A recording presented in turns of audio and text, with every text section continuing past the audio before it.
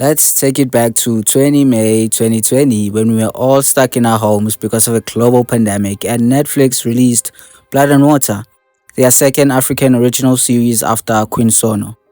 The South African teen drama was a massive global success, charting in multiple countries and now it's 4 seasons in. So it only makes sense that when another South African teen drama finds success, comparisons begin.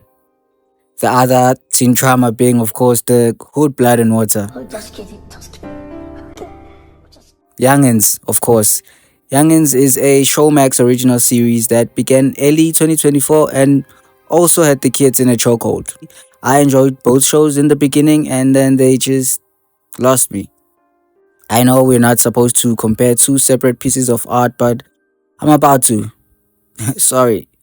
I'm gonna compare them in 5 different categories, namely visuals, story, characters, music, and just overall impact.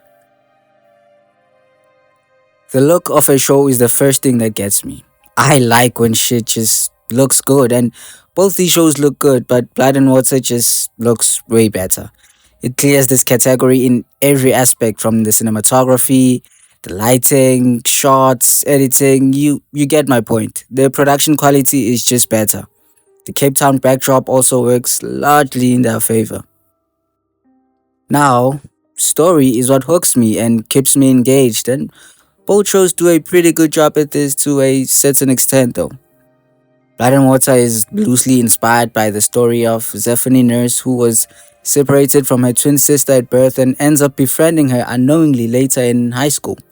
It tackles themes such as human trafficking, relationship dynamics, and identity. And Youngins, on the other hand, follows a group of 5 friends who come from different backgrounds who come together against a common enemy. It tackles themes such as sexuality, peer pressure, and abuse. You can argue that Youngins is more authentically South African as it is mostly in vernac and more relatable to the average young South African. Both shows can be pretty predictable at times, but when it comes to keeping me more engaged, Blood and Water got it again because of the mystery aspect and just overall uniqueness. When it comes to characters, though, we have to talk about casting first. And Blood and Water has some grown ups who look like grown ups playing some teenagers. They still had good performances, so it's not the actors' fault. However, Youngins charms them in this category as they just have more believable and relatable characters.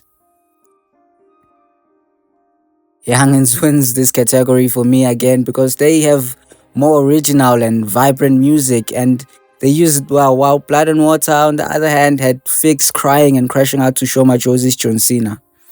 I mean, Blood and Water had a whole soundtrack with good songs, but the way they use them in the show is just weird and sometimes they don't match with the scenes. Both shows are pretty inclusive, but who has the streets more? In my opinion, Blood and Water's got it. It's got a wider appeal and people just talk about it more. Although I'll admit it's a bit unfair to Youngins because Blood and Water is available globally and it's been around longer. The first season literally got released when we were all in our homes with nothing better to do. This does not take away from the fact that the show still created superstars and changed lives though. So overall, Blood and Water wins, which means it's objectively the better show in my opinion. Let me know what your thoughts are if you've seen both shows, and if you haven't, go watch them and form your own opinion.